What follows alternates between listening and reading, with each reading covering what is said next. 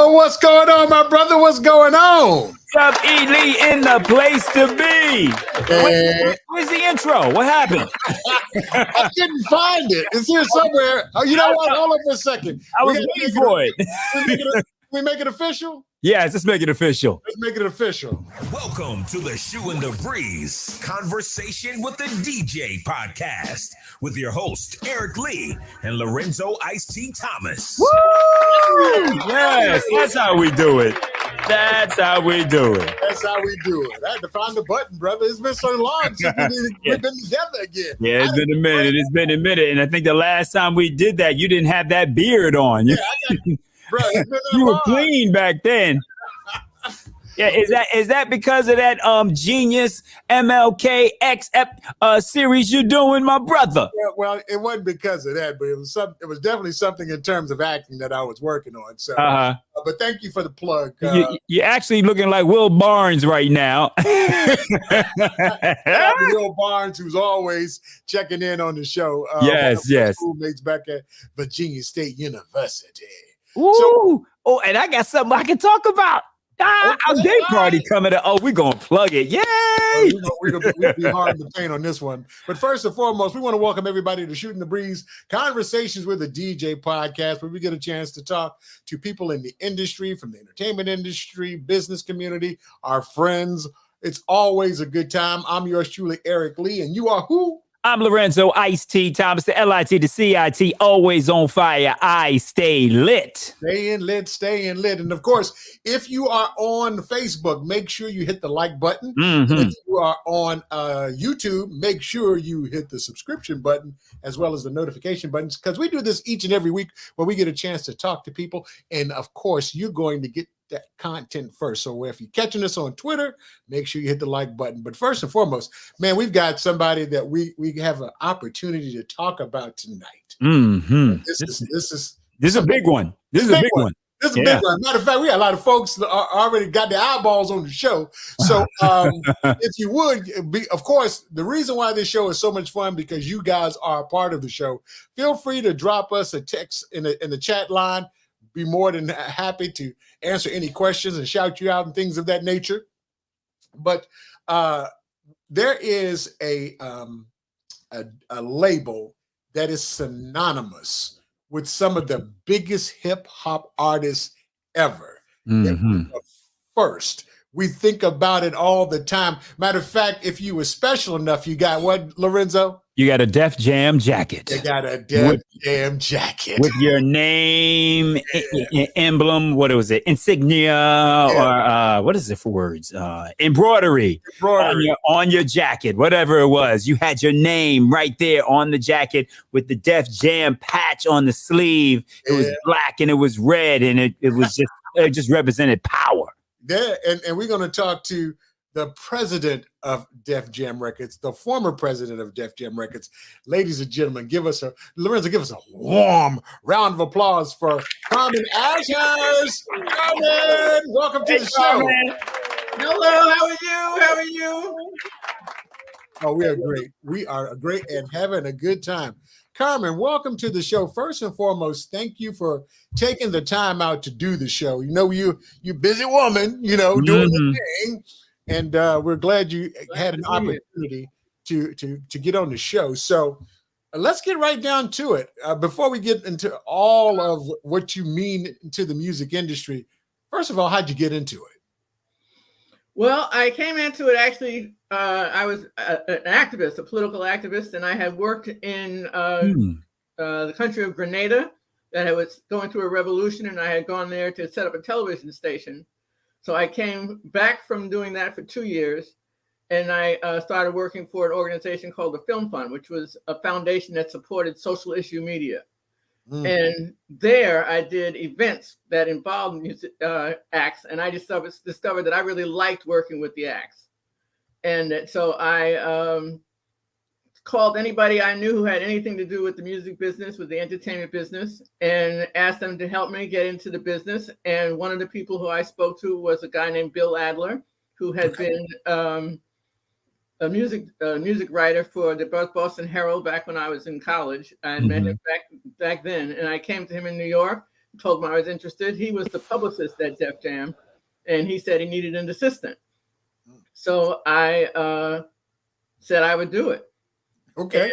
And, yep. So I started as his assistant, and then that summer that was summer of '88, and that was the Run's House tour, and it was a 70-city tour around the country with Run DMC as the headliner, Jazzy Jeff and the Fresh Prince, Public Enemy, and then the act would change depending on what city we were in. And so I went that was after I think the Fresh Fest. Well, that was in '85, if I remember correctly. Okay, okay, yeah. So this one must have been much better than that because they had the experience of going through that other festival. Was this the one where Run DMC was at Madison Square Garden? No, we didn't do Madison Square Garden in New York. But they did do Madison Square Garden. Right. They did that as a solo act. They did not do it with the tour. Okay, gotcha. Okay. But they were not on Def Jam actually. They were on Profile. Profile. You're right. Right. But we were managing them. We were their managers. Okay. Rush Artist Management managed quite a few people actually. So anyway, I went on this tour. And the tour had as a public relations component that we did a voter registration campaign to every city that we were in. Jam Master Jay did the press conference where we would announce that we were doing this. And then we enrolled, I think it was 70,000 new voters. Wow. Right? 70 city tour. So, and we did this in conjunction with the NAACP. So my job was to coordinate that at every event. Okay. So I did that, and then I got a job offer from Motown, from Tracy Jordan, actually. And I asked Russell Simmons, who was head of Def Jam right, at the time, I asked him to help me negotiate a contract with them. And he said, well, why are you leaving? And I said, well, the job is up, the summer's up. And so he's like, no, stay and be my assistant. So I moved from being Bill's assistant to being Russell's assistant. And then I did that for, I started as his assistant, and by a year and a half later, I become vice president, chief of operations, vice president, and then president of the label. Wow. So I did it, in a year and a half. And in a matter of how many years, Carmen? Year and a half. Year and a half. Wow. Yeah. So I came in with skills that Russell needed. I knew how to manage books, and I knew how to work with artists. So those are two things that Russell needed. And that came from the experience from doing the stuff that you did in Grenada? Yes. Mm-hmm. And the film fund. Yeah, those two things. Yeah. Now, before we go on to more of Def Jam, because you and I had the pleasure of speaking a little earlier in the week, you left Grenada and something happened to that television station that you helped build. Yeah, well, there was my label, my record company, my television station got bombed during the Grenada's invasion, when the United States invaded Grenada. So it's no longer there. Wow. Mm-hmm. I remember when we attacked Grenada. Yeah. So I was here in New York at the time working on a film about Grenada called The Future Coming Towards Us. And it was a documentary about the Grenada Revolution. And as I was completing the film, the revolution collapsed, and then the United States invaded. Yeah. So it was a difficult time, to say the least. Yeah. So, I mean, and I wanted to kind of paint your background from there, going from there all the way over to Def Jam Records and being able to help Russell in that capacity based on your experience in building up that station in Grenada. Yeah, I had experience operating a startup. And at the time, Def Jam was a startup. Absolutely. Yeah. So was this in Leora's Brownstone at the time? No, this was in 298 Elizabeth Street. Okay, all right. Okay. Yeah, in the Lower East Side, right. Okay, so he was at the house by then. Yeah, so Carmen, I'm sitting here listening to these beautiful beginnings, and I often look at the beginning of hip hop, and of course we all familiar with Sugar Hill and that label, and Sylvia Robinson. I was about to say Rome, but Sylvia Robinson. I always mix that up. I always mix the two up. Sylvia Robinson and how they established that label. But I think your experience is basically what's kind of set the foundation for Def Jam going in the direction that it went, opposite of what Sugar Hill established. Because a lot of, there were a lot of bad deals, established with Sugar Hill and those artists. But when Def Jam came around, it seems as if it wasn't necessarily, of course, Russell was the face of it, but you were basically the bones, the background, the foundation of the established Def Jam, the way we know it today, just because of your experience and your background. Yes, that was my job. That's how I became chief of operations. Yeah. Russell had the vision, and Russell definitely had vision. Right. A visionary, no doubt. But in order to make things happen, he left it up to me to actually make sure that all the business pieces were in place. Right. Now, that's huge. That's huge. And you're hearing it here on our show. Because I don't think people know that story, Carmen.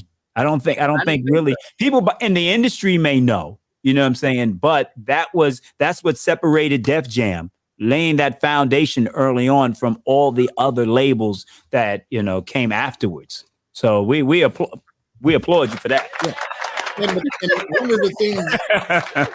And one of the things we do the show for is to talk about the people that were very instrumental in the artist's life and the signing and the promotion and things of nature, because we know who LL Cool J is. We know who Bernie Mac was and is in comedy. We know all the artists, the B's and the J's and all of those guys. But a lot of folks don't know who are the people that did all of the work in order to get them there. Right. The calling of the program directors, the beating up on the music directors, making sure that the record's in rotation, they're on Billboard, the position is right, and the reason why they're in retail stores, because at the time they were actually selling product in stores. Right now it's all about streams, so it's a different world altogether now. Totally different world. I used to tell young people when they would come to ask me what they needed to do to get into the business, and I would say you need to be able to read a spreadsheet. If you don't understand that this is a business, right? First, we don't, as Russell used to say, we don't make records, we sell records. And it's a very, very big difference. Right. And that was what we did. And so you had to really have a sensibility that this was about sales and marketing. And there's a reason why those departments are the best paid in the record company, because they are the ones who do what the record company does, sell the records. Absolutely. Yeah. So we had a chance to chop it up before we went on, and we said we weren't going to mention years too much, but since you've taken me to the very beginning, it's all in my face. So,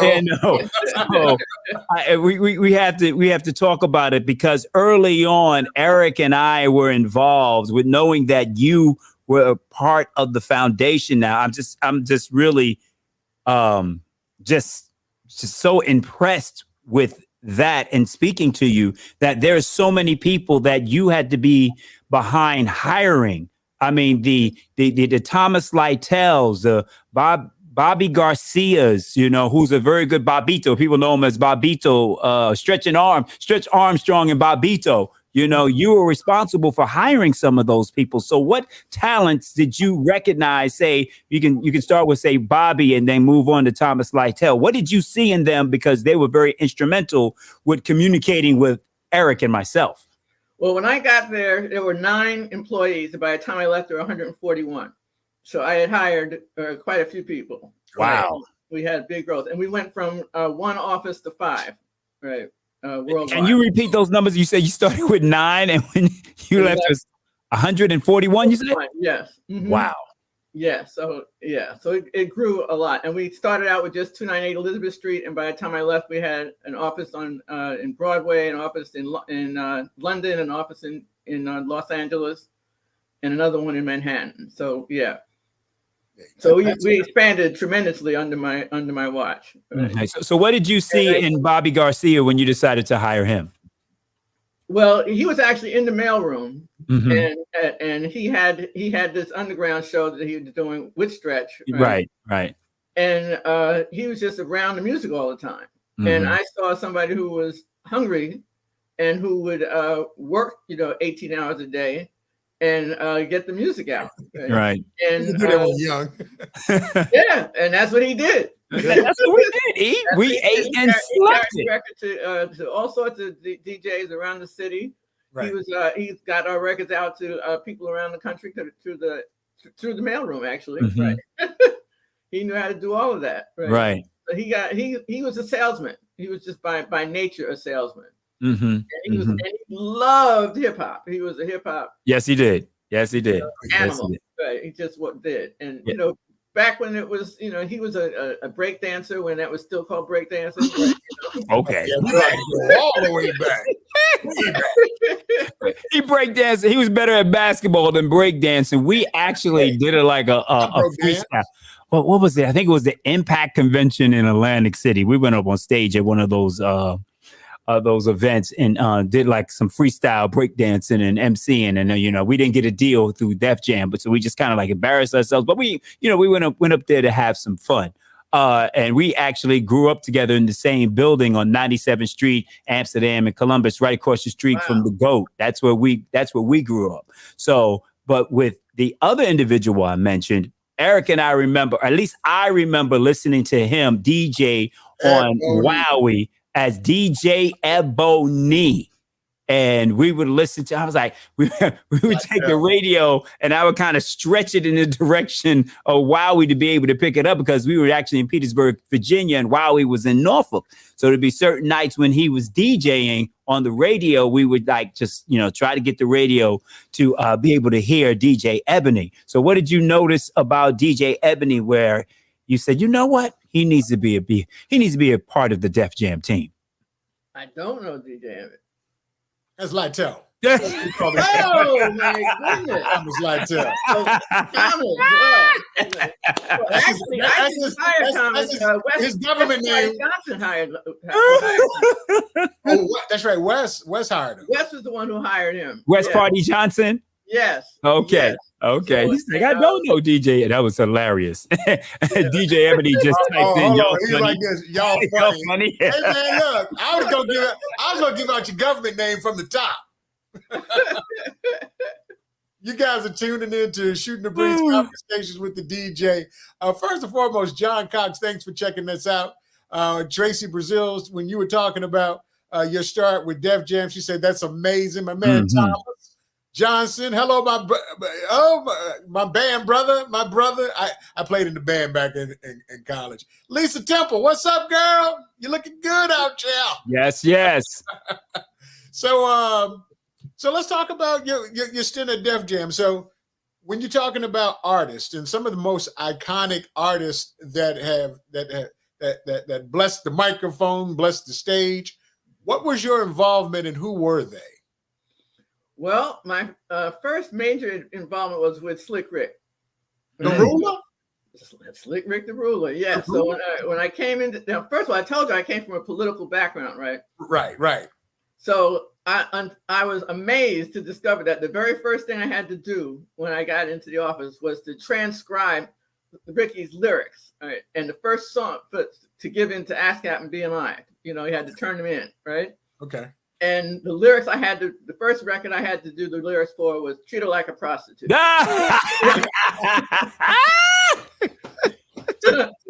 You're like a prostitute. Oh my God. You know the excuse. Right, Well, what we do is pump and I remember that.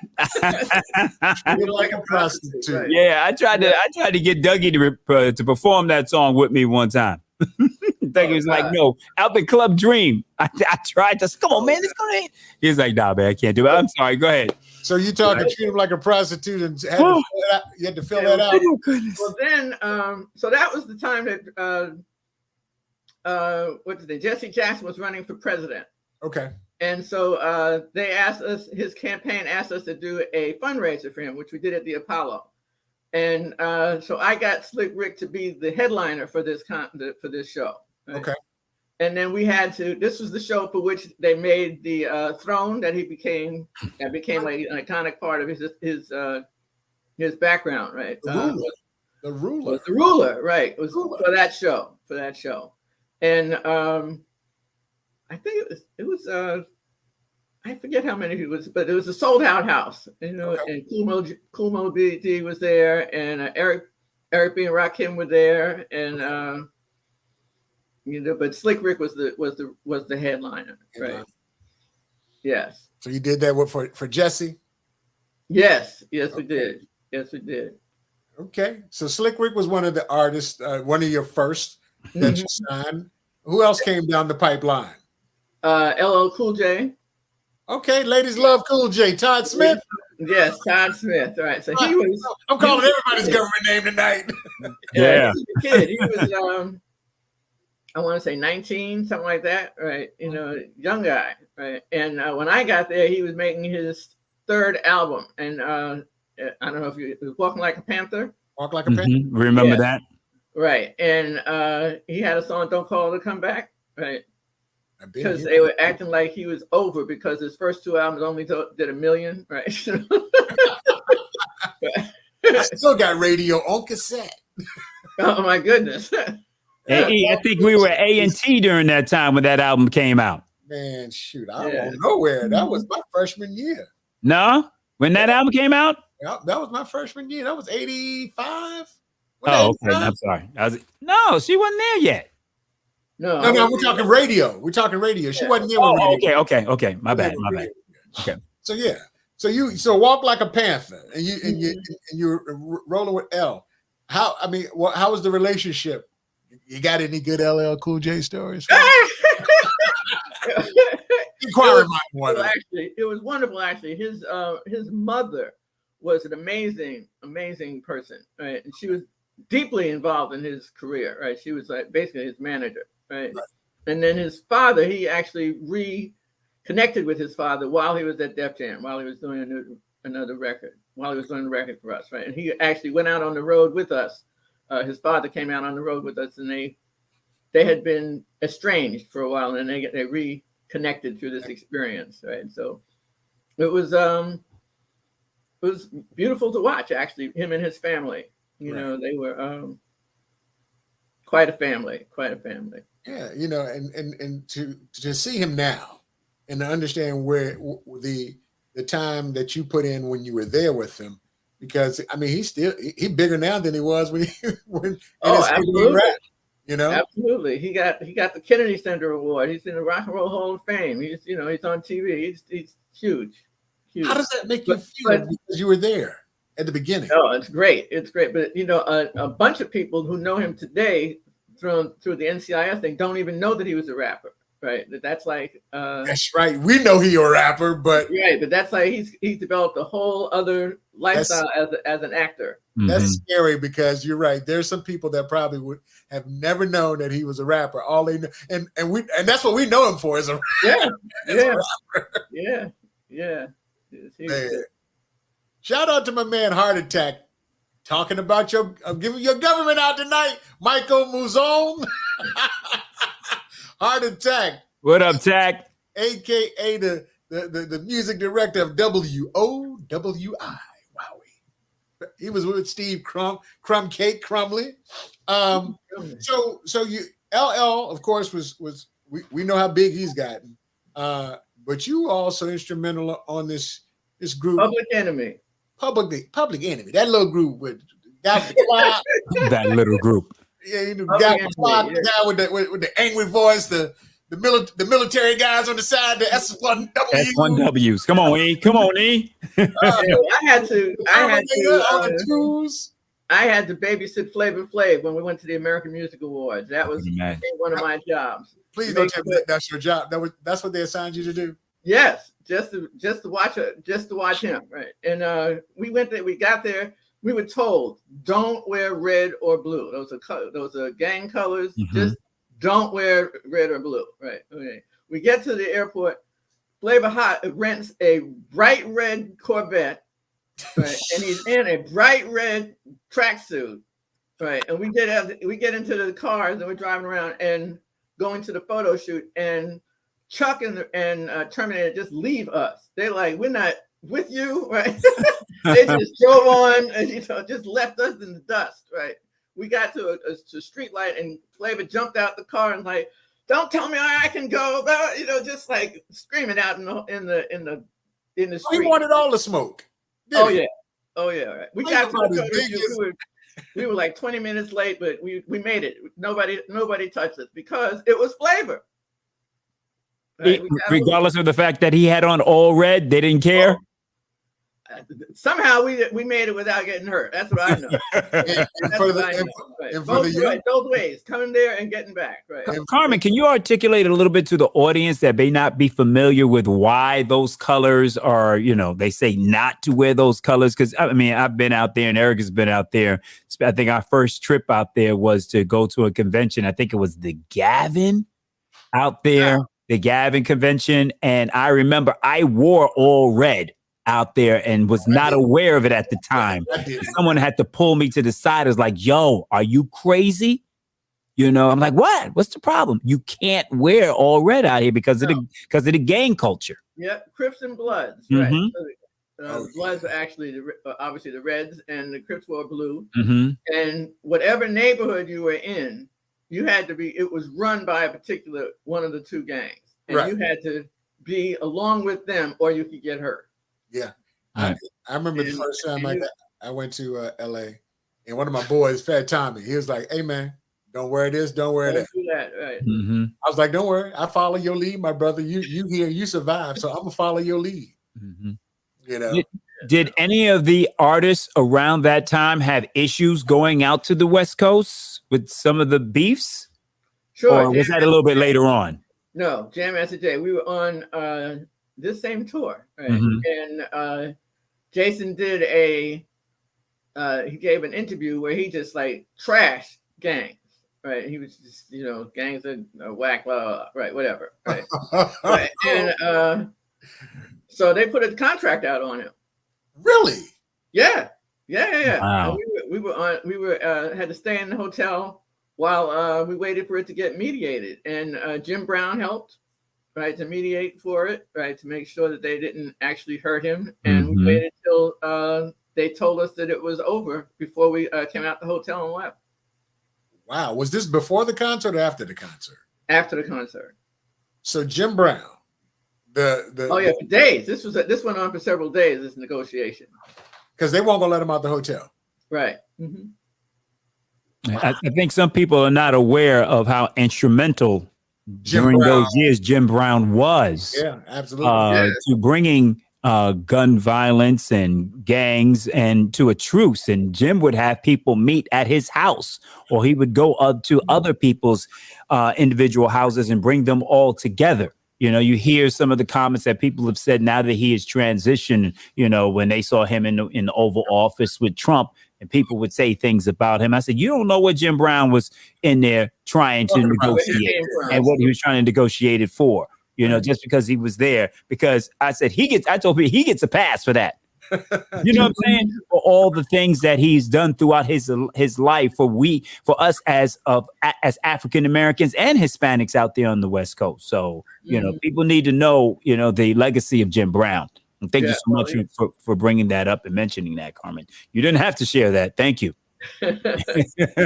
Special shout out goes out to Bernice Williams McKenzie. She said, "This is so amazing. Anna is outstanding." Outstanding. Carmen, from time to time, for the people that watch this on a weekly basis, I got a dog that may at any point in time try to jump up in my lap. So if you see something, just be cool. Just ignore it. Okay. Just ignore it. Just ignore it. Just ignore it. And he's about 75, 80 pounds. So he's a big boy when he try to jump up. Big boy. Yeah, big boy. He was sitting there with a squishy toy now trying to get my attention. Welcome to Shooting the Breeze Conversation with the DJ. This is live. I guess you can tell. We've got Nana Ashhurst, former president of Def-Jam Records, on the show. And if you're out and about right now, you're checking us out, feel free to go ahead and send the chat lines. If you are on Facebook, make sure you hit the like button. If you are watching us on YouTube, hit the notification button as well as the subscription button. I swear, get off of me, man. Yeah. I'm about to. People were like, "What you got in there?" I said, "Yeah, big dude, man." So let's get back to back to the shorthand. Let me correct you about one thing. It's not Def Jam Records. It's Def Jam Recordings. Because remember, I said the thing about Russell being a visionary, right? Okay. Mm-hmm. He knew that there was something. It wouldn't always be records. He didn't know about CDs and whatnot, but he knew that something else was happening, right? And so he named it Def Jam Recordings, so that it would cover anything, any kind of recording that we would do in the future would be covered by it, right? Wow. Yeah. I never. Yeah. Good story. So yeah, he was a visionary to know that. Mm-hmm. Michael Ealy said, "You're right, man. He was a peacemaker." Talking about Jim Brown. Mm-hmm. Mm-hmm. So Carmen, what plaque is that you have right behind you over your head? 4 platinum albums, right? The Great Adventures of Slick Rick, The Nation of Millions to Hold Us Back, Answer, and Fear of a Black Planet. Ooh-wee. Elvis was a hero to most, but he never meant to be. He was straight out racist. Simple and plain. Yeah, John Wayne. Yes, and I remember, and I think Eric and I talk about this repeatedly, and especially when it came to Public Enemy and the fact that we were working in radio, on commercial radio. So trying to get Public Enemy played on the air was a challenge. It was really a challenge, but we were young. I mean, we had a hard time getting them on the Soul Train. We were on the Soul Train where Don Cornelius was like absolutely opposed to them. Well, he was adamant against hip hop in general. Mm-hmm. Didn't think that the hip hop artists dressed well. Weren't respectful like that, right? And he did not believe. He thought that hip hop was going to be a fad, right? Mm-hmm. Mm-hmm. Well, then it became clear that once they started selling $1 million albums, right? He had to think differently. But even then, he was very reluctant. Very reluctant, and he said that they still had to dress right. So they had to get dressed. This is for the Billboard for the Soul Train Awards, right? Okay. So the guys come to the thing, and S1Ws are in their uniform, so they're straight, right? And Chuck D came in jeans and a jacket, but straight. Flavor came in tails. I remember that. The tuxedo. Yes. You remember that look? Yes, we do remember that look. So that's why he dressed like that? Yes. Mm-hmm. Oh my goodness. Don Cornelius said, right. Yeah. So eventually Don Cornelius let them on, obviously. Right. Uh-huh. And they did, but they actually did Saturday Night Live before they did Don Cornelius. Now, did Don have any say in what songs they were able to perform on Soul Train? No. Or it didn't matter? No. And to think back to, I guess we watched the Grammys a couple of days ago. Right. And hip hop wasn't on the live viewing of the show. Right. They didn't give away one trophy for hip hop. And the fact that, it's the Grammys, it's their show. Mm-hmm. They can do what they want to do. But Soul Train is in that's our show. That's us. But we, based on what your conversations were, Don didn't want him either. No, he didn't. He definitely didn't want him. He didn't want him. Definitely didn't want him. No. And we had to. Russell had to beg him, right? And Russell was not above begging. He was like, okay, if that's what's necessary, that's what I'll do. He'll do whatever it took to get his acts up there. Mm-hmm. Man, how much resistance did you get from radio? Because radio was horrible. Right? We had to do a lot of college radio, right, and night radio. Occasional DJs in different cities. Like Red Alert, obviously in New York. Right. But they were Stretch Armstrong and Barbito. There was pockets of people but they would have like a show Saturday night or a show, Sunday, right, in the afternoon. So it was a long time before radio would let us break in. Right. And at that time, because I was me and Bobito grew up together. We had that relationship. So he would make sure I got a lot of the Public Enemy stuff first.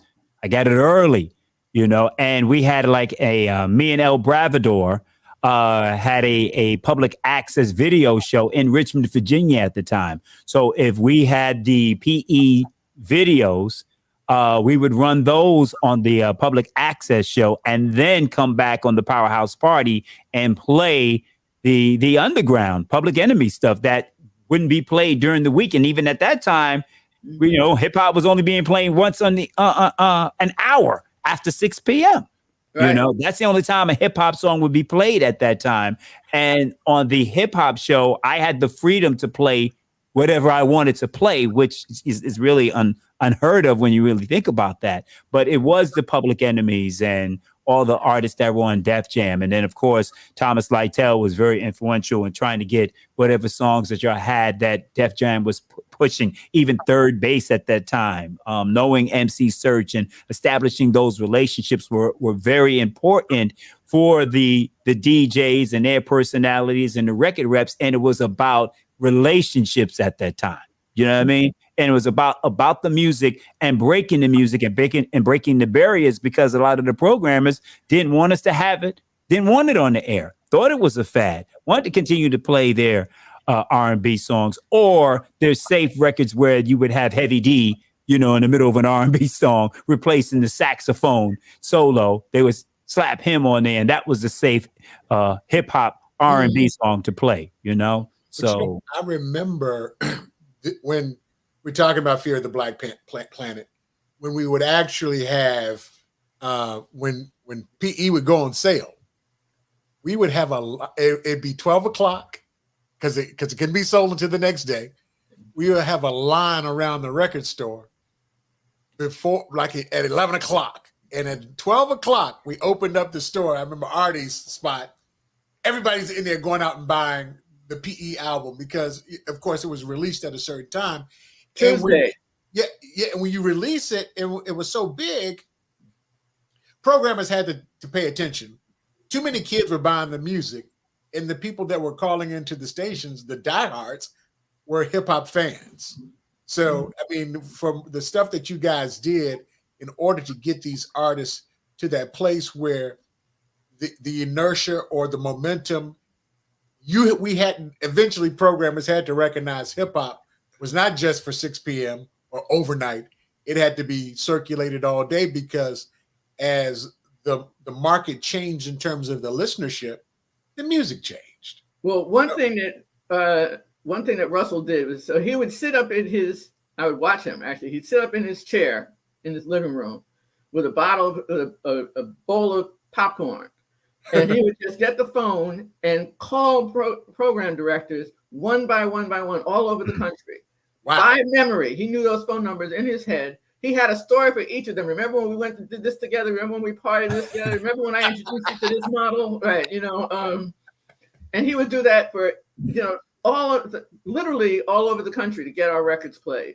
Right. And then he would do that kind of legwork, and then West Party Johnson would go out there and make sure that people got the records that they needed, right? That's my ace, baby. That's my ace. Rest well, West. Rest well, West. Yeah. Yeah, he was the greatest. Carmen, do you have a West Party Johnson story? Stories. I'm not going to tell you my West Party. Hold on. Lorenzo got a story he told. Thomas got a story he told. I told my story. You got a story. Come on. There's so many, Carmen. There has to be somewhat of a generic one you can tell. What's funny is that when people listen to the show, it was like, any more West stories? My mom was like, who is this West that y'all hung out with? I say he was the man. He really made the music industry. He liked his scotch. I know he liked that. Oh yeah. He had his. I'm throwing a few back with him. Mm-hmm. I'm throwing a few back with him. Yep. Mm-hmm. Shout out goes out to Valencia. She was like, hey, my brother's, hey, girl, what's going on? Via, she was in the house. Louis Sullivan said that this queen is knowledgeable. That's why she up here. That's right. She up here. Jay Will said, nice. And of course, Cliff C. Lawson, respect my brother. Homeboy, Crush in the building. That's right. Fire. C. Lee Lawson, giving up that VSU love. Thank you. And Rico, hearing hip hop history firsthand like this is hilarious. Hilarious. Look. I guess it is kind of funny if you think about it.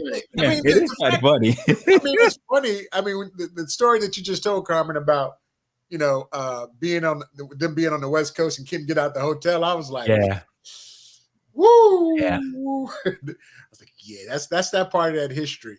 Now, in addition to running the label, there's Russell. You said Russell was a visionary, and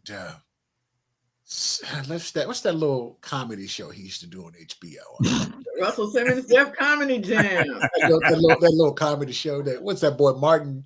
That Marty Marr. Yeah, that Marty Marr hosts that joint. Marty Marr dude. Who that little dude? That Marty Marr dude. So what was your? We're making fun of Def Jam, of course, because they, Def Jam celebrated 25 not too long ago, right? Mm-hmm. They celebrated 25. So what was your 30-something years now? Yeah, oh yeah. So what was your position, or how did you what was your position? What did you manage to do with that part of in Russell's life and with Def Comedy Jam? Well, I actually got to Def Comedy Jam differently. I was president of Def Jam, right, and then I got pregnant and had a baby.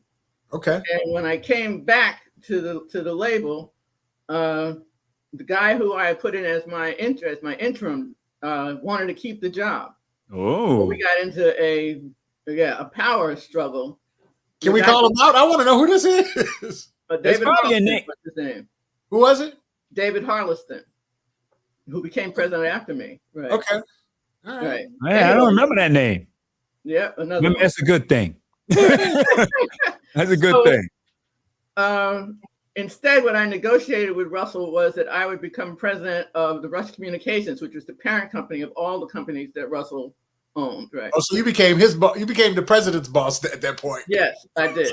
Right. And the first thing that we did was decided we were going to go into comedy. There were two comedies. There was a comedy club in Harlem and a comedy club in Los Angeles that were doing really, really well. And then my assistant at the time was a guy named Bob Sumner. And he was my assistant. Right. And he had a comedy room in Jersey. Right. So I told Russell and Stan Lathan, who was Russell's partner, Stan is a producer out and director out in California. Right. And so I told them about Bob. They hooked up with Bob and went to HBO to sell the Def Comedy Jam. And HBO at first was not interested, and then eventually warmed up to the idea and gave us told us we could do 4 shows to see how it would work out. And then Martin they had him under contract. He had done House Party. I remember that. And a few other things. So they had put him on under contract, but they had not developed any show for him. But he was on contract to them for 2 years. But, he had to stay with them until they found something for him to do. Okay. And so they gave us Martin. Right. And the rest is history. Martin turned out to be the perfect host for that show. Right. Yeah, and then the show became such a hit that we had a live audience. And this is a Thomas Lytle story, right? And a West Party Johnson story. So the tickets were free, right? So we would actually give them away as promotions on radio shows, right? So people would come, get like a 30 or 40 tickets that would go to a radio station, and they send a bus down with those tickets to fill the seats. Right. Anyway, we did the first 4 shows. The first 2 shows were so hot that they moved us up to 12 shows, right? Right. And we became the #1 HBO show for that season. And they didn't know if they wanted you on there at first. Right. At first, they weren't sure, right? And it became such a big ticket that famous people were starting to come in just to be insulted by Martin from the stage. Exactly. They'd sit up there in the balcony. Yeah, he sat on the balcony and got trashed. Got roasted. And as the consumer, we could not wait until it came on. If I remember correctly, it was midnight on Friday night, right? No. Friday at 11. Because at 11? because I would watch 30? No, 11 because I would watch it, and then I would go to the club because I had to be at the club at 11:30. Okay. Okay. Yeah. I was hosting the Slip at Shaco for my folks in Richmond, Virginia. Y'all remember that. So y'all be like, well, where he at? I would watch Def Comedy Jam, and I would leave because I live probably, I don't know, 5 miles from the club. I watch Def Comedy Jam, hop in the car. Next thing you know, I'm in the club with Storm and Norman, throwing my hands in the air, waving around like you just don't care. Right. All that. Okay, so the midnight bookmark was what I remember. I guess we would be in the club by midnight. So it would go off at 11:30, and then we could go wherever we needed to go. Okay, that's what it was. I just remember every Friday night we had to be in front of the TV to watch it. Yeah. Mm-hmm. I mean, it was amazing, and it was on HBO. So this is around the same time where all of the black shows are starting to explode. The Fox Network then has and Living Color, and all of those shows on there.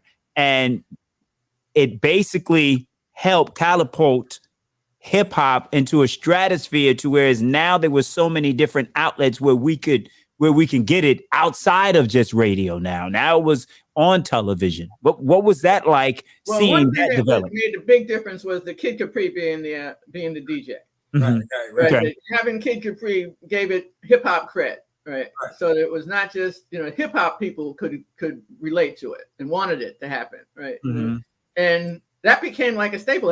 Now it's a standard thing to have a DJ at your comedy show, but that wasn't the case, right? That wasn't the case at all.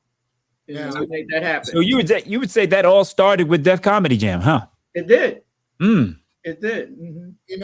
And the thing about it is, what's so special about Def Comedy Jam? I knew who Martin was. I may know who Steve Harvey was. I didn't know who Bill Bellamy was. I didn't know who D.L. was. I didn't know who Bernie Mac was. Right. I didn't know who Jay. What's Jay? Jay? It's with Tom Joyner. Used to be with Tom Joyner. J. Anthony Brown. Right. All of those guys came through. Chris Tucker. We didn't know Chris Tucker. We didn't know Adele Givens. I didn't know I didn't know any of these folks. But now Cedric the Entertainer. Yeah. The Entertainer. Now they call Dave Chappelle. What are we talking about? Dave Chappelle. That's right. So you got all of the biggest iconic names in comedy history. What they four of them call themselves the kings of comedy. All came from that. Neil Hughley was on. Mm-hmm. Yeah. So I mean, you were instrumental at the beginning of some of the most recognizable and iconic hip hop stars. Then you transitioned to become one of the foundation of some of the most iconic comedians that this world has ever seen. How does that make you feel when you watch Sid and DL and Chris and Chappelle and all of those folks that were, they were grinding just to get in? But now, Monique on Club Shay Shay. Oh right. Cat Williams on Club Shay Shay. Club Shay, that's the next one. That was the biggie, right? So how does that make you feel to be so instrumental on the careers, the genesis of so many iconic artists from comedy to music? It was a joy. But it wasn't all a joy, it's going to get juicy.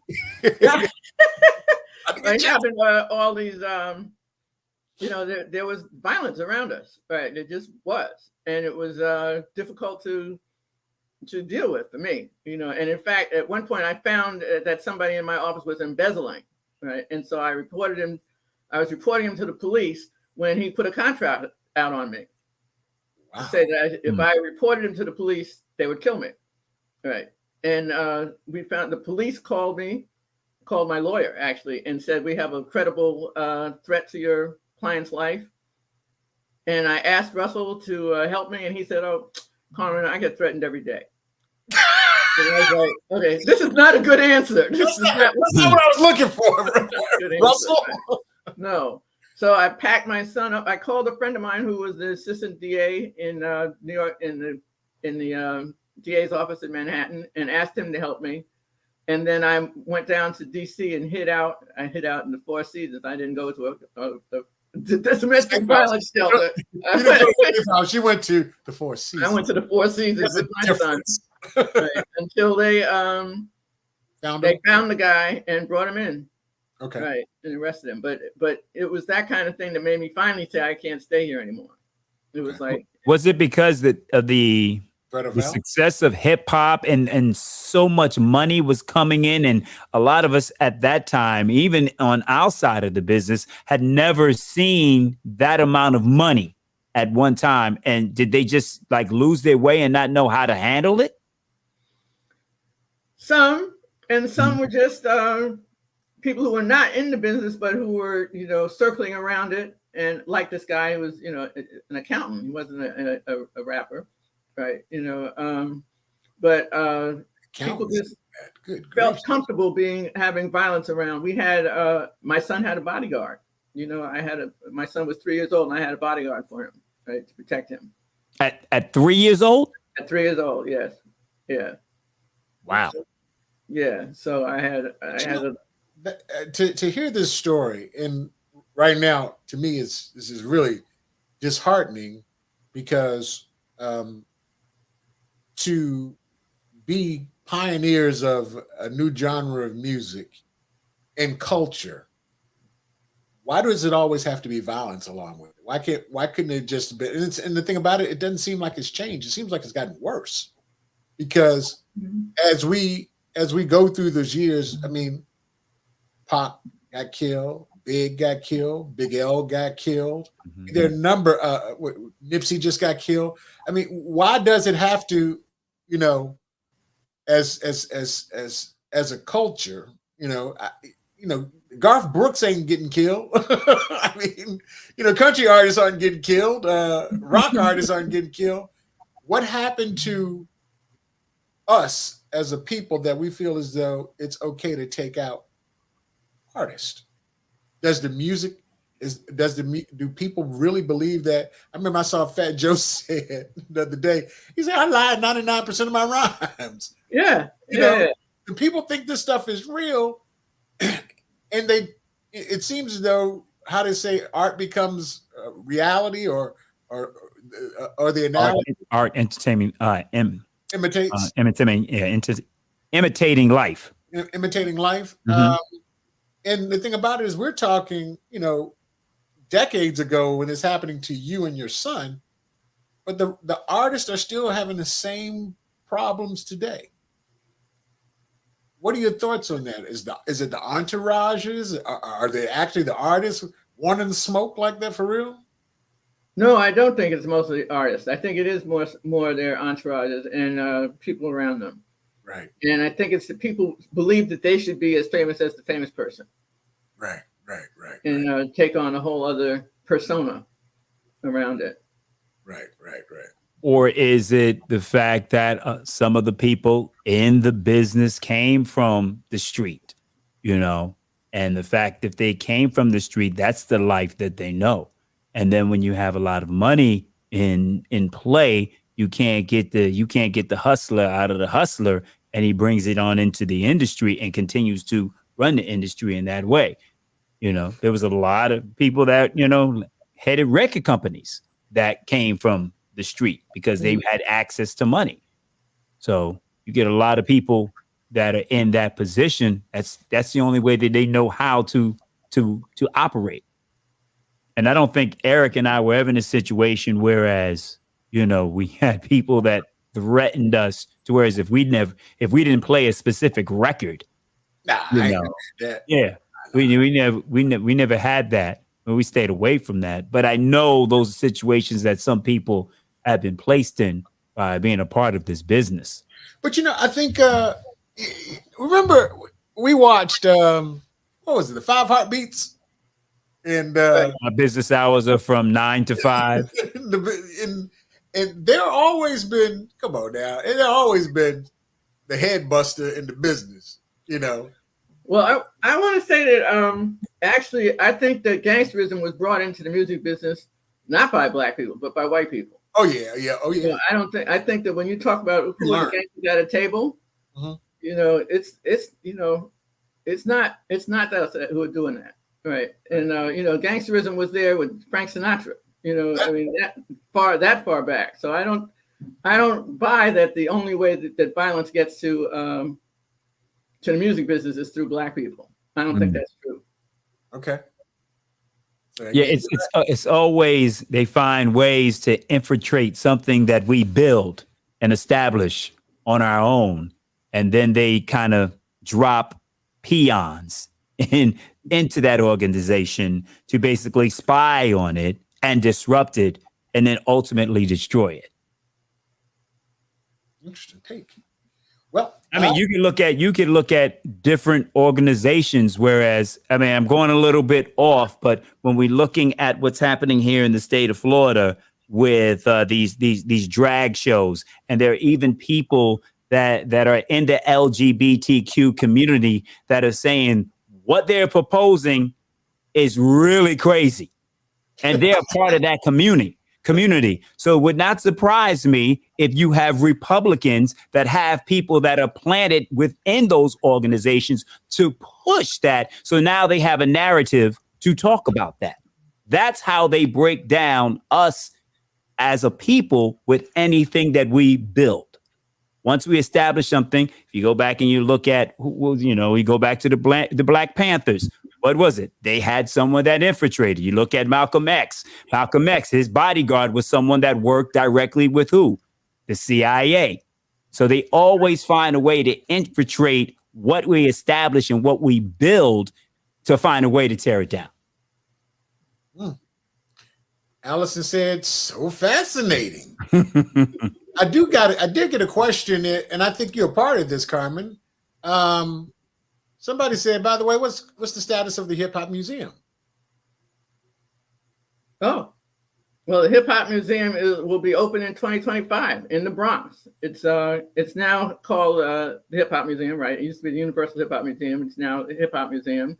And Rocky Picano is the executive director, has been working on it for now 11 years, and it's scheduled to open in 2025. Beautiful buildings, 2 floors, 52,000 square feet. So it's going to be a major institution. Now, I take it it's going to cover all of the geographical areas of hip hop, the South. Yes.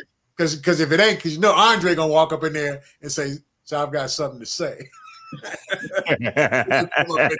Good one, E. Good one, E. Don't put this museum and not have outcasts in that thing. There's gonna be a problem. Oh no, they'll be there. So we're talking about West Coast.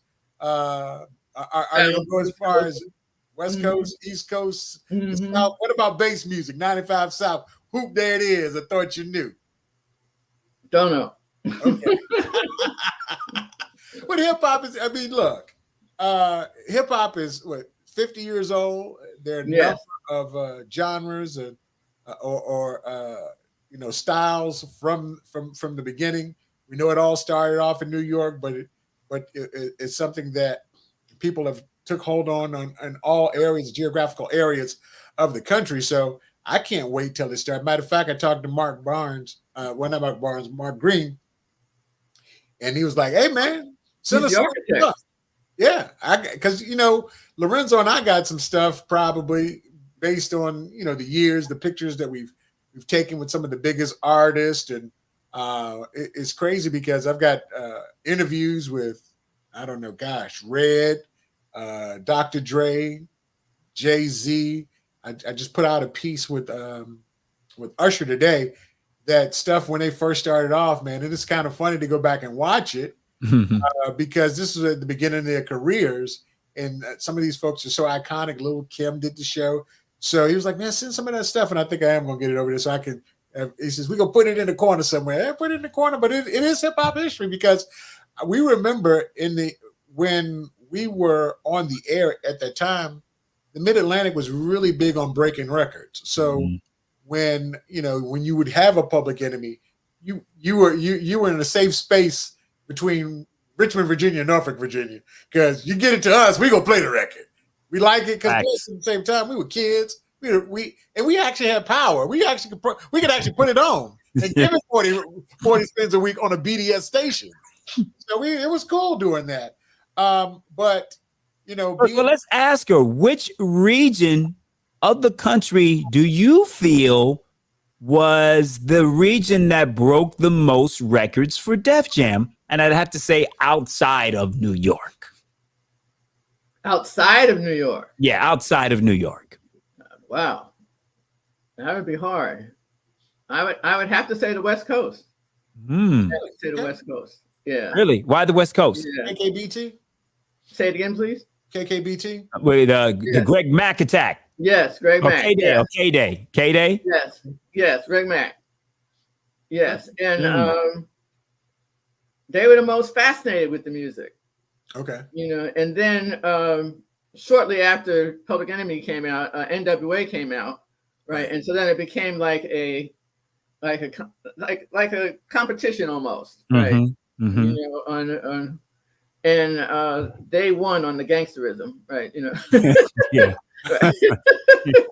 Yeah, they changed a lot of the music with the gangsterism.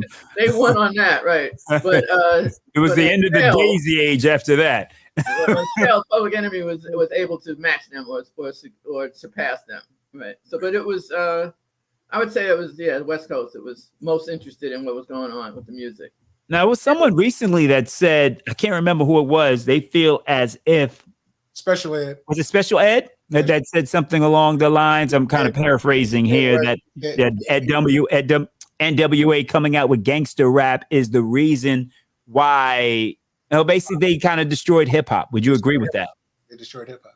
I don't know if they destroyed hip hop. They certainly took it in a different direction, and we're still paying for that, right? But they also, had great beats. Right. No. So the music was great. Yeah, the music was great. That's the conundrum that you have with in hip hop in general. Great beats versus what's the message? Right. And so it's a constant struggle to me.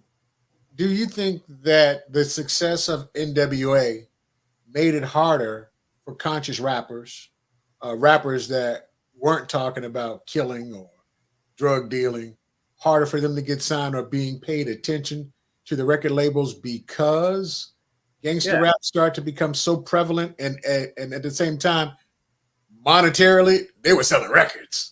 They were selling records, but I told you we don't make records, we sell records, right? So it didn't just happen that was the music that sold, right? That they were backed, they were pushed, they were given the support that they wanted, and the conscious rappers were not. Right. So that's what happened to the brand new music of the world. Say it again, please. Brand new music of the world, KRS-One, Common, a lot of the guys that had great talent, but they weren't spouting out blasting folks with their AKs and their Uzis and all of the other stuff. Now we got drill rappers. The game has changed so much, but at the same time, when I think about it, because we were there at that time, the direction where hip hop changed, because hip hop was fun music. UMC's Blue Cheese. We're talking main source out the front door. I mean, Live at the Barbecue. Live at the Barbecue was fun music. Then it got really. I'm light skinned. I live in Queens. I love eating chicken and collard greens. Yeah. Bars. Even as hard. LL Hard, Cool J was the hardest at the time.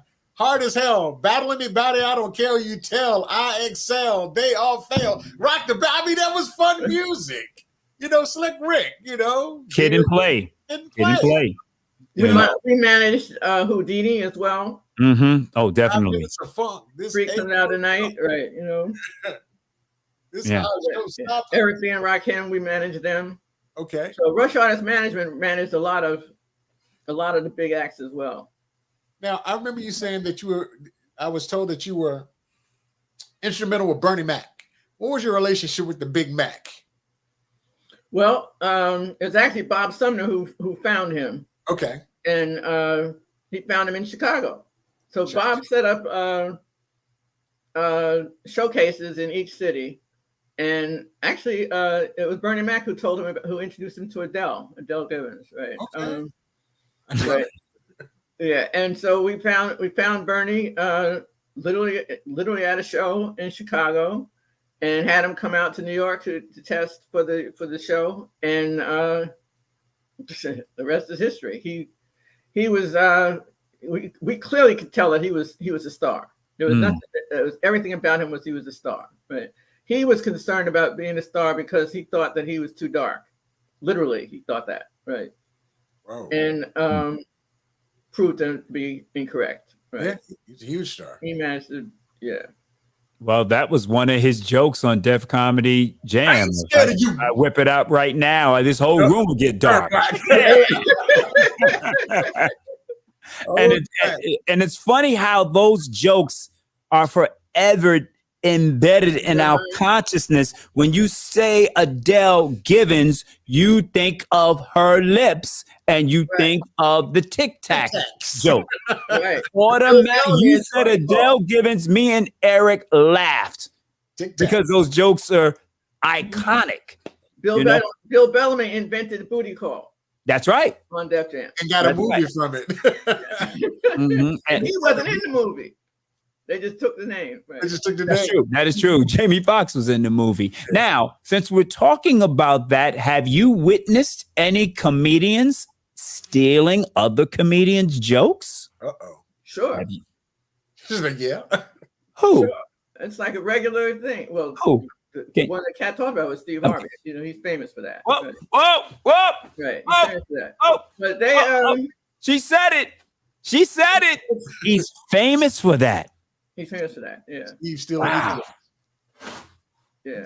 So when you hear him denying the fact that he doesn't do that, what does that what does that say, or what did the industry say when they know he's doing that, but he's there just basically lying to everyone, saying that it's something he doesn't do? I don't even know if he denied it. Did he deny it? No.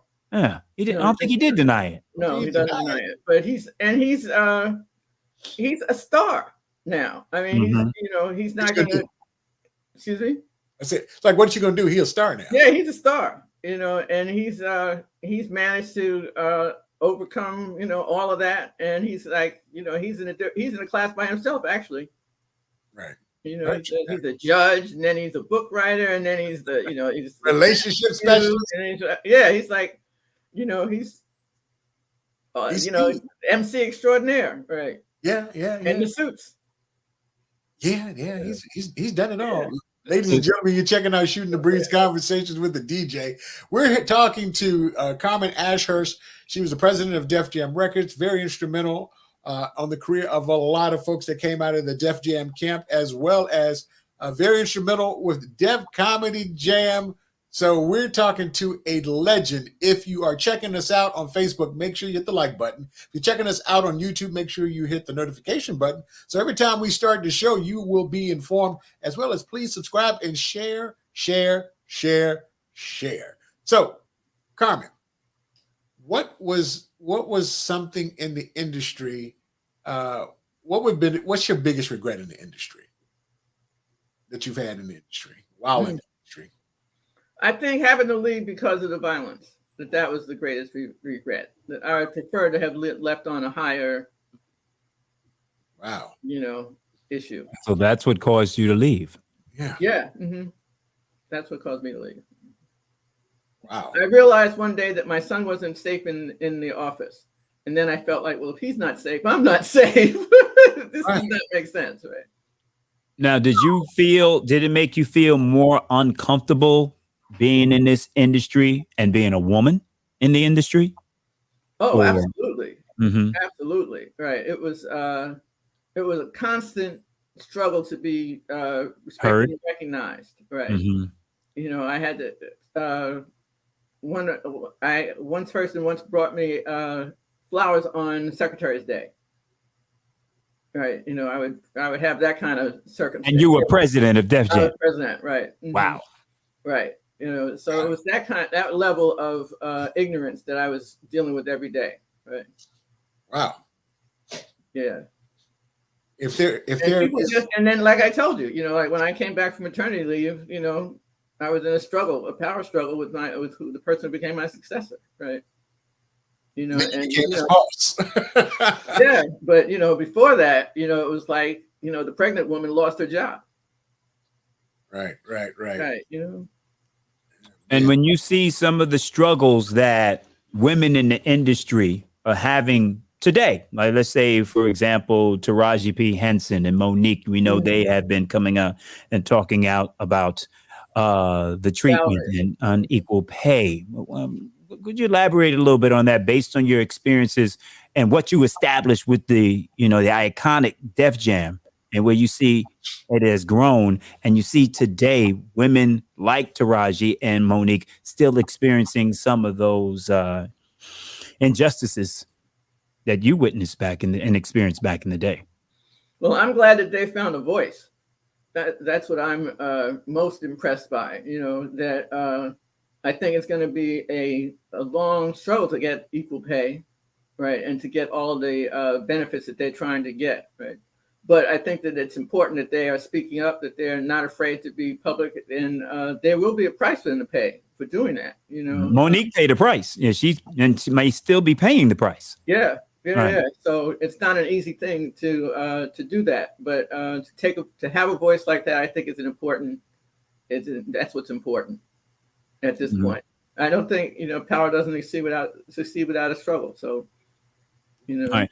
And I know you were probably very vocal, and I was watching an interview for the movie American Fiction, and of course Eric and I are heavy into movies and things of that nature. And I saw a clip with Tracy Ellis Ross, Sterling K. Brown, Jeffrey Wright, and Erica Alexander.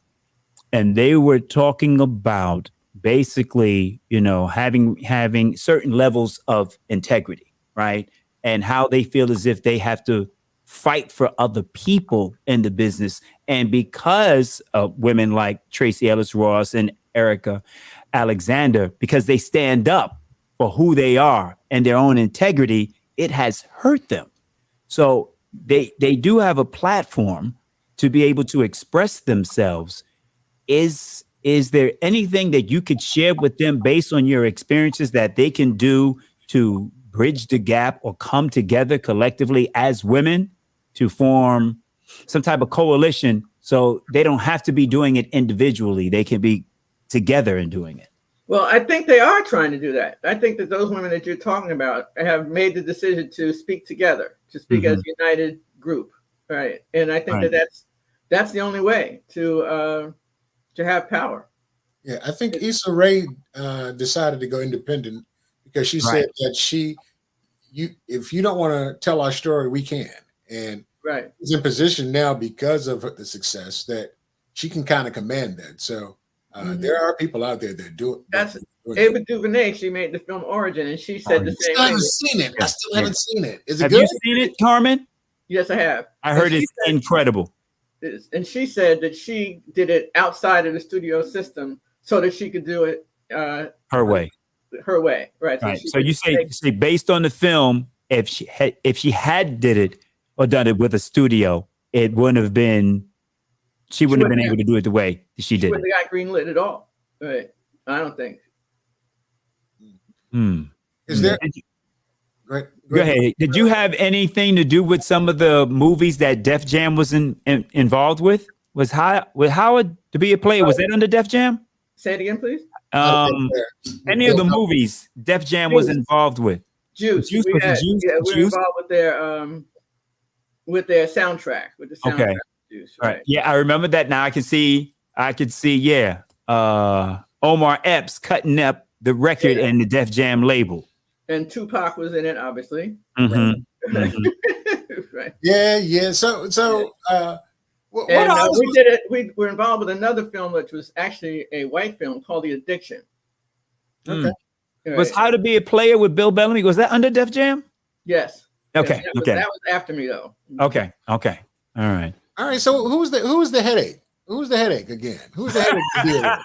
Who's that? What was the artist you got? Like, man, I got to. Did you say headache? Who's the headache? Flavor. She said Flavor. She said Flavor. The only one. Flavor's the only one. No, I wouldn't say he's the only one. You asked who was the biggest one, right? Oh, Right. She was the biggest one. Yeah. Okay. Yeah. Who was the easiest one to work with? Chuck D, actually, in the same group. Right. I believe that because every time I've hung out with Chuck, he's just cool as a fan. He is, and he was definitely aware that he was in a business. So working with him, it was easier to have the conversation about what was going into his deal, what was his budget, all those kinds of things. Where he was more aware of what we were talking about, and he would fight for stuff. It wasn't like he was easy, negotiator, somebody to negotiate with, but it was better because he was clear about what he was doing, and he was clear about what his role was with his group. So to me, he was the easiest. So when did you leave? You left before, I guess, Jay-Z came over, right? Yeah, okay. He was coming over as I was leaving, 96. Really? Okay. Mm-hmm. And Redman came in as I was leaving, and Montel Jordan came in as I was leaving. Okay. So that's when Montel, that was 95. 96. Right? 96? Yeah. This is how we do it? 96. Okay. All right. Wow. Well, wow. The record might have come out in 95, but I left in 96. Yeah. Okay. Gotcha. Okay. Was Kevin Miles there at that point? Kevin was there, right? Oh, yeah. Kevin he was a regional at that point. Oh, he wasn't president. First time we mentioned Kevin? Like, wow. Yeah. I was in Baltimore. Sorry, Kevin. Hey, don't call us about this. I'm sorry. Wow. Show. Kevin acting funny right now. He got his own set of problems. He got artists fighting for their life, man. Literally fighting for their lives down here in Atlanta. So, but that was the time. I mean, Def Jam was on. You left when the label was on fire, right? I'm thinking about Mocha Steph was out of that. Was that on Def Jam? See Thomas. Yeah, Mocha Steph was on Def Jam. Mocha Steph, Montel Jordan. That He's Mine record. Yeah, I'm sitting back. I'm just trying to think of all the artists that were, but that was they were on. It came back, yeah, because we had been sort of down during the mid '90s, and so when Def Comedy Jam came up, it actually was carrying the label for a year at least, right? Right, because we had the name, we had the brand, right, and so we were actually keeping the record company value, right, and then it came back, like you're saying. Around that time when you left, I'm sitting in there. So who were some of the artists that you thought were going to just take off and you were a little disappointed that they just didn't work out, but you saw the talent and you thought they had good music? Can you name a few of those artists? Yeah, there's an R&B act named Tayshaun. Remember him? Remember him? Oh, I remember him. That's early 90s. I remember him. Yep. Yeah. I remember him. He had a great career coming, and it didn't work out. And any others? I guess similarly, Allison Williams, who was a big talent. Huge talent. Just call my name. Oh my goodness. Yes. Just My Luck. Yes. Would you say E? Just My Luck. That was a banger. Just My Luck. You got caught up in the pain. She did. I remember that one. Yeah, Sleep Talk. I remember Just Call. Of course, we all know Just Call My Name. Yeah. And so to me, she's a superstar. Right. And she did not get the credit that she deserves for her talent. Mm-hmm. I actually did a stage play with her a few years ago. Here, there was a stage play that was moving, and of course, when it came to Miami, I was able to get on and have a cameo on stage. So I had a chance to sit down and talk to her about her career and when she was on fire with those particular songs. And she was just so loving and caring and open and honest about about the industry. And she was doing that. I think she had the lead in that play. I can't remember what the name of the play was, but it was a great experience. I think Play was in that play as well. So she did the Phyllis Hyman story too. with the whispers. Oh, yeah. With the whispers. She did So Pam, when we did the video for Just Call My Name, Pam Grier and Max, why am I blanking on his name? He played not Superfly. Anyway. Right, that's Ron O'Neal. No, Ron Neal. Max somebody. I can't remember his last name. Max, I know you're talking about the Mac. Max, yes. I can't remember his last name. You said Pam Grier. That's all you need to say to me. Yeah. So I need to be slapped for not remembering Max's last name. Lexion or something like that. No. Type it in there if anyone could think of it. Mac, the Mac. Yeah, Julian, that's what it was. Shout out, because you got help Curly Andrews. Curly Andrews. Oh, go ahead, Curly. Yeah. Curly know that. Actually, Curly said, "Who at Def Jam decided to buy all the sleeping bag artists?" Russell. Russell did that. Wow, was that a quick enough answer for you, Curly? Curly owned it. Shout out to Curly. No, Curly. I'll tell you something about Curly, and it's a story him and I always talk about. He's got a love for music like no one I've ever met in my entire life. You know, I think I might be wrong. I think it might have been Leor, actually. Leor? Mm-hmm. I think so. Bag artist. Mm-hmm. Yeah. Well, anyway. Curly and I listened to that iconic Michael Jackson album together. And as we were listening to it, he said, "This is going to be the biggest album ever." And I looked at him and I said, you think so? And he said, "Yes, I know so." And I said, "You know what? I think you're right. And that's the knowledge and the ear and the intellect that he has for, and Curly, if you got any questions, then, just leave them in the comments. But he is definitely a music savant. Mm. That's what's up. So, after life after Def Jam, what did you find yourself doing? I did two things. One, I became a fundraiser. Okay. And for a major gifts officer. So I raised money from people with inherited wealth primarily. And then I become a minister. Okay. So I'm a minister in the AME Zion Church. Mm-hmm. Okay. Doing God's work, doing the good work. Yes. Well, after being in the music industry, man, I feel, we got to cleanse ourselves. Yeah. I would would she return to the industry and do gospel music? I've actually thought about doing that. Yeah. Mm-hmm. I did think about doing that. At my church. What's holding you back? At my church in New York, two of the singers there are lead singer potential. And then the saxophonist from the band actually has gone on to become a jazz artist in her own right, Lakeisha Benjamin. Okay. So I've been thinking about that. I have thought about that. Yeah. Now, how long have you been thinking about it? Yeah, long time.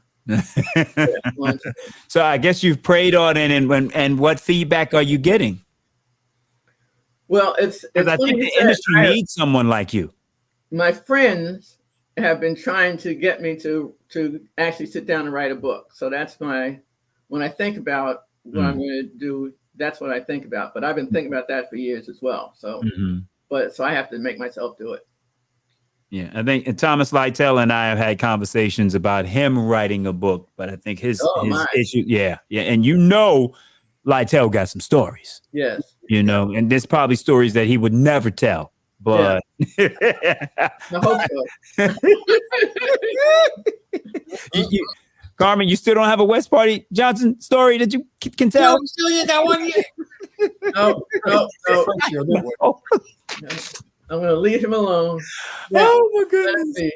Now, we just made jokes about cleansing yourself by the industry, but at the same time, we've seen that there are a number of iconic, artists in the industry are now under fire for some of the things, the parties, the way that they treated people are under fire. You said you got out of the business because of the violence. There are people that are talking about not only there's violence, there's a lot of violation of people's personal space in the industry. Is it? And we talk about Cat talking about trying to survive the industry, but keeping your morality in place, as well as your sexuality in place. Are you glad you got out of the business because the violence and the misogyny seems to still be as prevalent as it is, probably stronger than it was even in your day? I wouldn't say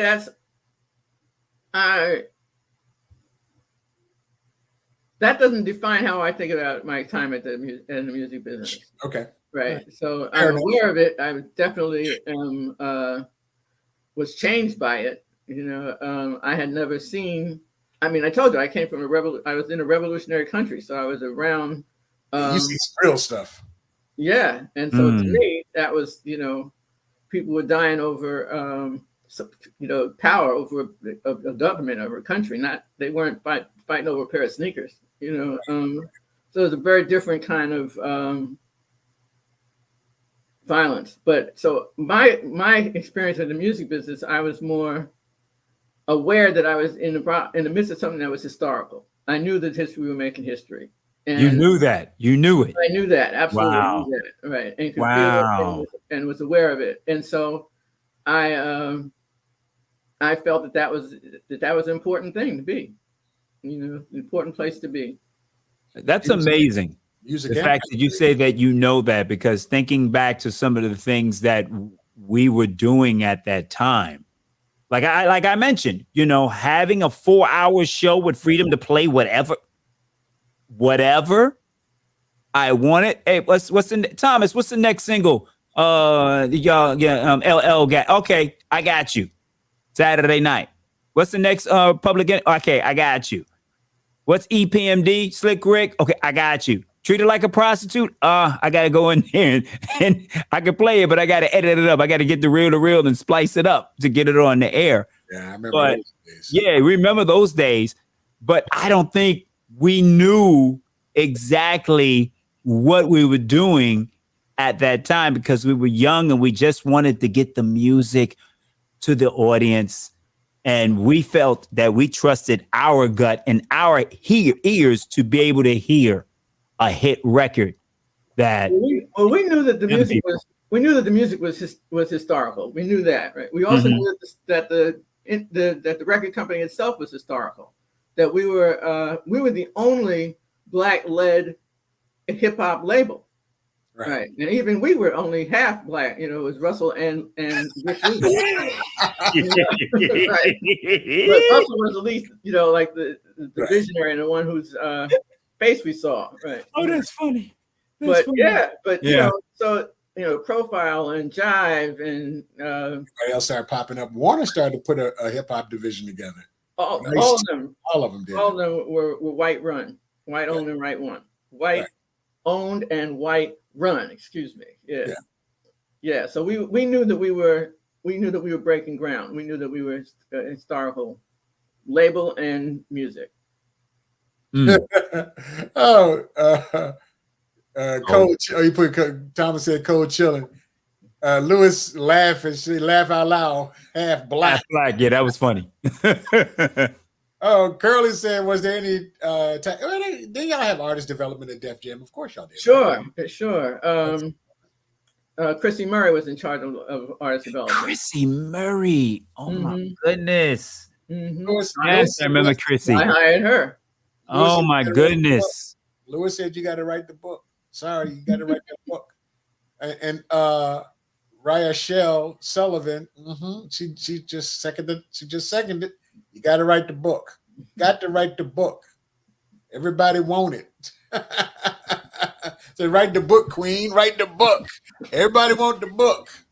You know, I mean, the thing about it is, Def Jam is so iconic and historical. And I was always told music is the soundtrack of our lives. Yes. And there's certain records that take us back to a place for when we hear it. Every time I think of LL Rock the Bells, I think of the Jim Jam. Anytime I think about Public Enemy, I think of my days in Richmond. I think about my day. I think about the like you said, the release of the albums, and we would be at the doing a remote at the hottest record store, because they had record stores back then, for the release, and everybody racing in to buying the cassette. There's certain music that takes you back to a place in your life, and it's our soundtrack. And you were there, and I remember sitting at the house knowing I had to be at the club, but I needed to go see Def Comedy Jam to see who the new hot artists were going to be up there, because it was how it was FUBU, for us, by us. Mm-hmm. What it was. I just never knew it was you behind there. Now I know that was you. It was her. She was the reason, or one of the reasons. And we thank you for taking the time to come out and do this and be on this show, because realistically, Lorenzo and I was talking. One of the cool things about doing this show, I think this is our 26th episode, and you're the first person that we didn't have a personal relationship with. And when Thomas said, he's like, I got somebody you need to have on the show. And I was like, Lorenzo, she was a person. How did we miss her? We know everybody. Yeah. And we say that all the time. We say, we know everybody. Between you and I, we know everybody in the business, because of where we were. And I'm sorry to say that I missed you, but I'm excited to say I know you now. Thank you. I'm glad to know you too. I'm glad to know you now. If there are people out there looking to get in the industry, what advice would you give them based on your experiences? Well, it's like I said, know a spreadsheet, know how to count your dollars, right? Yeah, it's about the money. Be clear about the money. Yeah, mm-hmm. Yeah. I remember, and what's crazy about it, I remember being a pup in the business, and they said it's the music business, 10% music, 90% business. Mm-hmm. And you still see people like Meg Thee Stallion and all of these big artists that still fighting for their money, because I think it was Sukiyana. I can't think. I forget. She's one of those really hot artists for the youth, but I paid not much attention to her. But she's really popular with Sexy Red, and she said she felt as though that she sold her soul to the devil. She didn't pay attention to the contract, and she owes more. And it was crazy, because I watched for the very first time 2 months ago, or maybe about a month ago, All Eyes on Me, the Tupac story, and it got to the point in the show where he wanted to leave death row, and he was talking to his girlfriend, who was Berry Gordy's daughter, who the young lady that played Berry Gordy's daughter. And she said, why don't you leave like Dre? And he said, I can't. And she said, why not? He says, because I'm not Dre. And what they showed was Suge Knight had a ledger. Like you just said, you know how to read a ledger. He had a ledger of all of the expenses that Tupac incurred. Right. That he had no idea that he was incurring. Mm-hmm. So when he said, well, I gave you my 3 albums, but you owe me X amount of $1 million, X of millions of dollars. He said, what are you talking about? Well, that video shoot, that car, that blah, blah, blah, that blah, blah, blah. That's when people are not paying attention. Because I always looked at the music industry as a bank. It's a loan. And they won't get money back with interest, because they give you money for your video, per diem. All that stuff goes against you. Before you sell one record, you got to pay that money back. Mm-hmm. And the artists don't understand that. That's why I respect Master P like nobody's business. He had a distribution deal. He didn't want y'all money at all. I got this. All I need you to do is distribute this stuff. And he's smart too, because him and Snoop Dogg, they suing Walmart now. They're suing Walmart because of the cereal and the mishandling of it. So, but the thing about it is, you talked about, understanding that spreadsheet in business. Mm-hmm. And a lot of people want to be the star. And there are too many other people that want to handle your business. That's the crazy part. Yeah. So I truly appreciate that knowledge. And the thing about it is, it's still happening today. And But you know what? It was happening back with the Whispers and, and the Temptations and Tina Turner and everybody else. It seems like the record companies all know what they're doing, and the artists want to be stars and not paying attention to their money.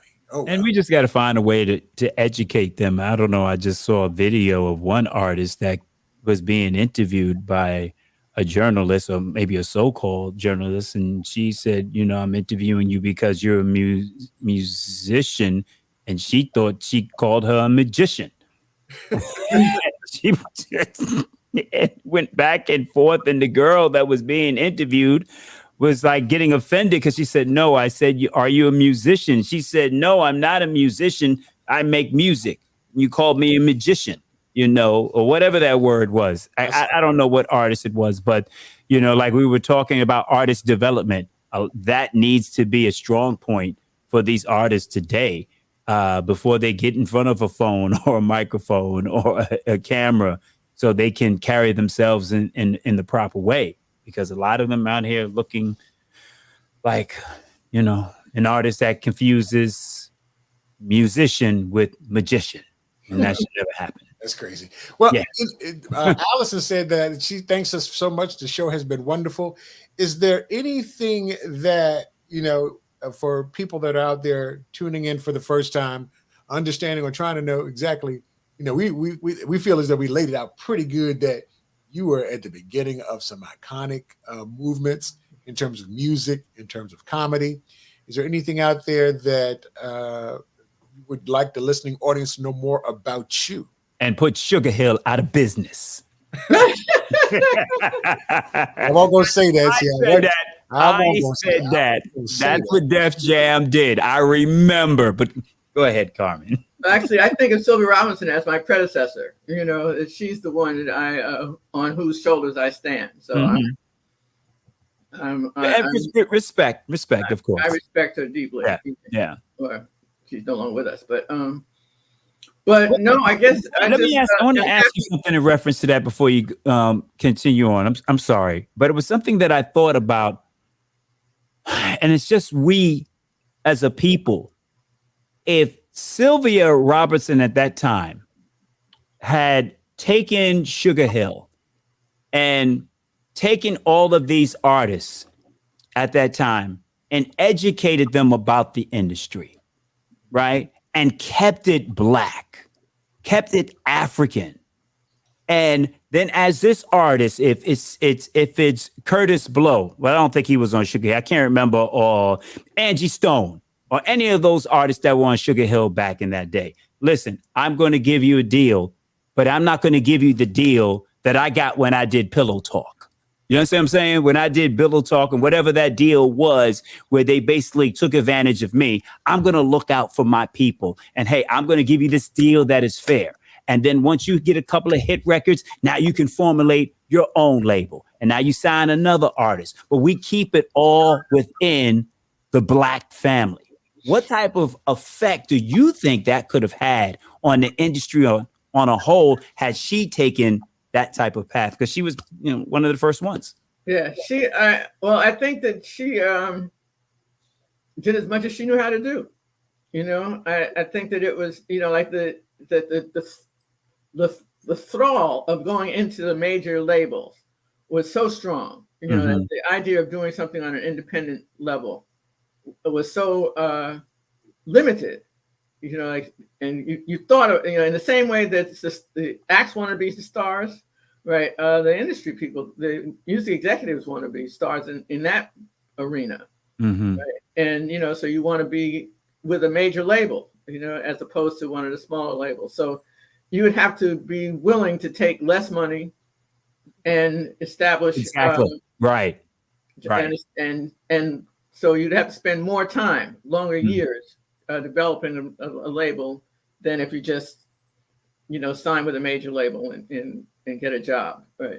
So it's the difference between getting a job and starting a business, you know. Right. Yeah. Okay.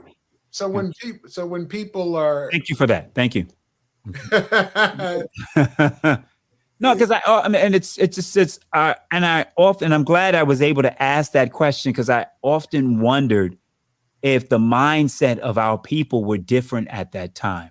Because like I said earlier, it's always something. We create something and then they take it from us. You know, we create rock and roll. They take it from us. We create country music. They find a way to take it from us. We create hip hop. And we've all heard Dr. Umar Johnson say things. What are we doing as a people? And I mean, he could be questioning some of the things that he's putting out there. But the basis of what he's saying is, what are we doing for our people?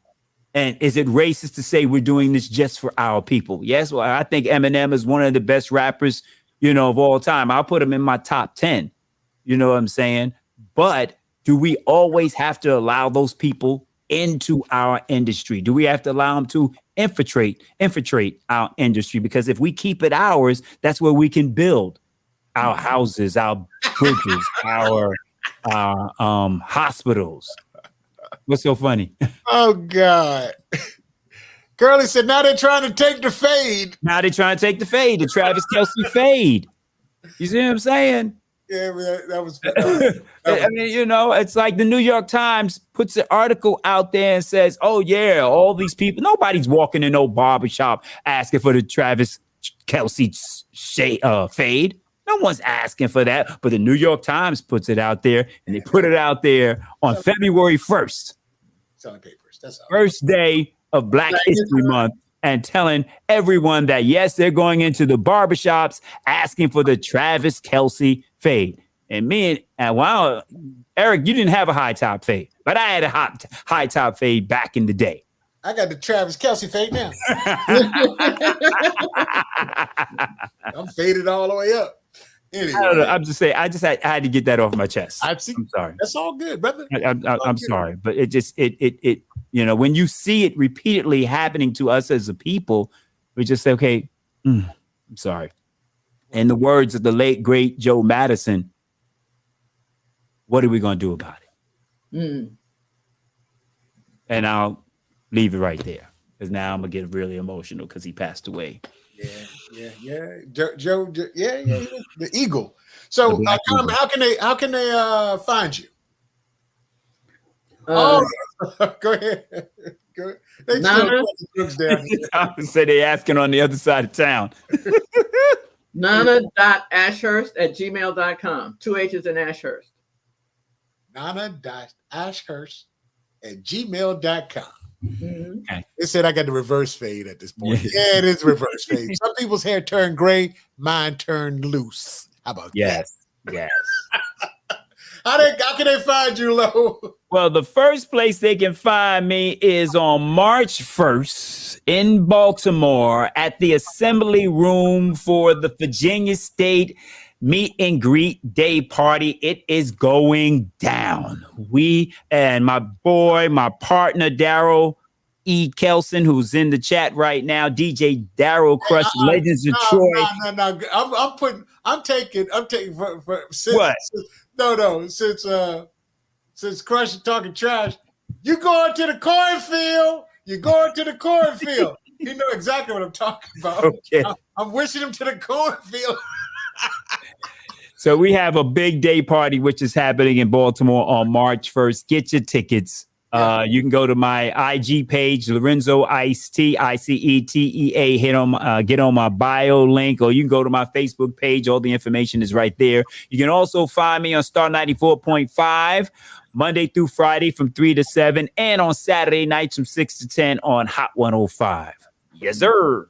And you can catch me at Convo with I got the Soul Lounge up there. At Convo with the DJ. I know, right? I got to change that one out. Or if you guys are paying attention to the Malcolm X, the MLK Malcolm X TV show. Yeah, I'm in episode 2. Don't get mad at me because I'm a grill Martin. I'm letting you know that now. If Martin, your hero, I'm going to give him the business. So you surely do. I'm gonna give him the business. Is that the only episode you're in, E? The only episode I'm in, but I got a movie coming out on Lifetime. It's called Vengeful Caregiver. I play a sheriff, so I don't die. So yeah, every time you see me, somebody dead. Wow. Every time you see me, somebody gonna die. All right, well, I got a movie called Miami Confidential. It's playing on Tubi right now. You know what I'm saying? You check me out on there. And I play a bartender on there, and I'm involved in the murder of someone. So, yes, as we talking movies. Okay, that's what about radio, E? What about radio, man? You can catch me on, Wonder Hip Hop and R&B FM every night, overnights, and doing a house party on Friday. You can check me out on the Soul Lounge Cafe. I got the Quiet Storm to do coming up at 10 p.m. So y'all can check me out on that. So don't forget that DJ Ebony Thomas Lytell is on with you on Friday night. How you gonna leave him out? Ebony's on with Friday night, 4 hours. And then on Saturday, you got the Game Changer SGL Productions on there too, bro. Man, look at him. I can't remember everybody. Y'all gonna have to pardon me. It's time now. Carmen, truly, I appreciate your time. Thanks for stopping by. This isn't going to be the last time I reach out to you because I mean, you are an icon in the business. I thank you so much for being present. Yes. For having the insight and the know-all to be on the front end of iconic artists, iconic comedians, just beautiful for our culture and everything is good about everything that's good about our culture. Thank you. Thank you. I also, can I just add that I'm on Facebook? Yeah, absolutely. Oh, yes. Yeah, definitely. Anything else you want to add? Yeah, that's good. Facebook. No, thank you. And No, then we'll, So good stuff. So Carmen, I'm going to throw you in the green room along with Lorenzo, and we're going to close out the show. But stick around for a second because we want to chat with you about 2 seconds after the fact. All right? Okay. Thank you. Lorenzo. My man. That was a good show, bro. Good show. We went. She allowed us to go deep. We were able to go in areas that we haven't touched on because of the position that. Yeah. I mean, it's surprising that I've never met her. Look, man, we've been around for a long time. I'm shocked. Thank you to Thomas Lytell for making that happen. Yeah. And Thomas said he's gonna make sure we either get Bob Sumter, that's and Latham fun. from the show. So Thomas, we're gonna hold you on to that, man. We'd love to be able to get those guys on and talk about. Let's get Bob next. Come on, man. Yeah. The piggyback off of this show. Let's try to get Bob. If Tom can pull it off, Tom can pull it off. We want to thank the guys of the Miami Sports Network for allowing us to be on their platform once again. Yes. Thank you. We are out of here. We will see you next week. Peace, Lo. Peace.